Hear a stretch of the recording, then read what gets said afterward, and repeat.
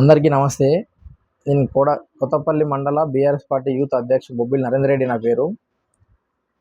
ఈ press meet పెట్టడానికి గల కారణం కొడంగల్ కాంగ్రెస్ యువజన విభాగం అధ్యక్షుడు రెడ్డి శ్రీను. ఆయన ఈరోజు మాట్లాడుతూ మాజీ జెడ్పీటీసీ దౌలతాబాద్ మైపాల్ గారి గురించి కానీ, నరేందర్ రెడ్డి గారి గురించి కానీ, కేటీఆర్ గారి గురించి కానీ ఇష్టానుసారంగా మాట్లాడుతున్నాడు. రెడ్డి శ్రీను గారు, మీరు కొడంగల్ నుంచి ఎమ్మెల్యే గెలిపించుకొని సీఎం చేసిండు. మీ సీఎం గారు మాట్లాడేది మొత్తం ఫాల్తు మాటలు.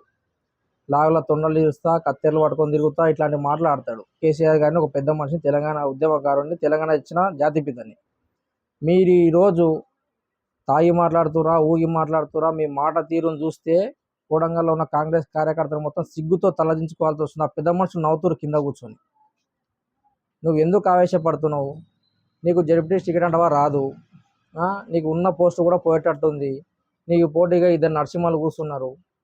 ఆ రోజు నువ్వు బీఆర్ఎస్ పార్టీలో జాయిన్ అయిన రోజు రేవంత్ రెడ్డి గారిని ఇష్టానుసారంగా తిట్టి నరేందర్ రెడ్డి గారిని పోగినావు, దేవుడు అన్నావు, ఈయనతో ఉంటే డెవలప్మెంట్ చేస్తా అన్నావు, అది అన్నావు, ఇది అన్నావు, మళ్ళీ 10 రూపాయలు ఇస్తే మళ్ళీ వెళ్ళిపోయినావు. ఆ రోజు గుర్తు రాలేదా నీకు నరేందర్ రెడ్డి లంగా దొంగ, లేకుంటే రేవంత్ రెడ్డి లంగా దొంగ అనే విషయాలు? అంటే నువ్వు ఏ పార్టీలో ఉంటే వాళ్ళు లంగలు, నువ్వు ఏ పార్టీ విడిచిపెడితే వాళ్ళు దొంగలా?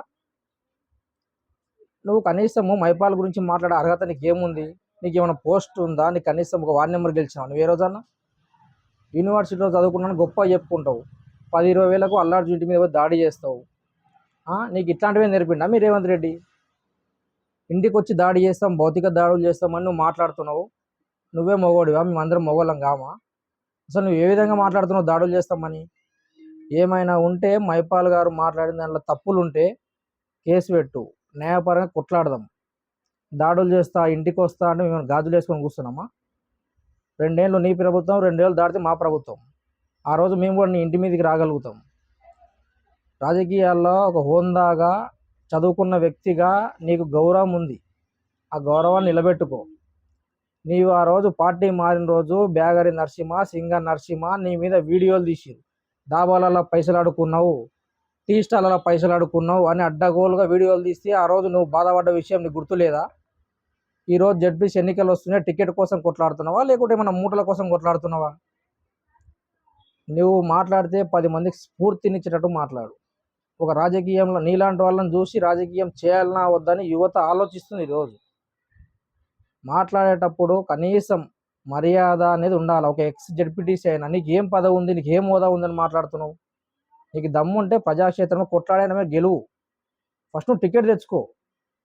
అంతేగాని ఈరోజు ఏదో ఆడంబరంగా నువ్వు కొట్లాడతా, నేను చంపుతా, నడుకుతా అంటే ఎవడు భయపడాడు.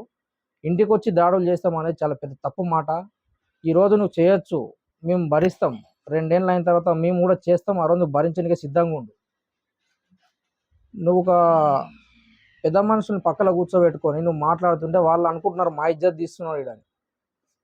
నువ్వు మద్దూరుకు వచ్చి ప్రెస్ మీట్లు పెడతావు, కొత్తపల్లికి వచ్చి ప్రెస్ మీట్లు పెడతావు. మాకు చేత కదా అనుకున్నావా? నువ్వు భౌతిక దాడులు అనే విషయాన్ని వెనకకు తీసుకోవాలా. ఖచ్చితంగా నేను కొత్తపల్లి బీఆర్ఎస్ పార్టీ యూత్ ప్రెసిడెంట్గా నీకు హెచ్చరిక జారీ చేస్తున్నా. దాడులు నువ్వే కాదు, మేము కూడా చేయదలుచుకున్నాం. నువ్వు ఏడ కనిపించినా మేము కూడా దాడి చేయగలం. అధికారంలో పార్టీ ఉందని విర్రవీగితే తర్వాత చాలా బాధపడాల్సిన రోజులు వస్తాయి. ఇంకోసారి నరేందర్ రెడ్డి గారి మీద కానీ, కేటీఆర్ గారి మీద కానీ, బీఆర్ఎస్ పార్టీ మీద కానీ, మైపాల్ మీద కానీ ఇష్టానుసారంగా మాట్లాడితే ఇంతకన్నా డబుల్ మాట్లాడతామని నీకు హెచ్చరిక జారీ చేస్తున్నాం.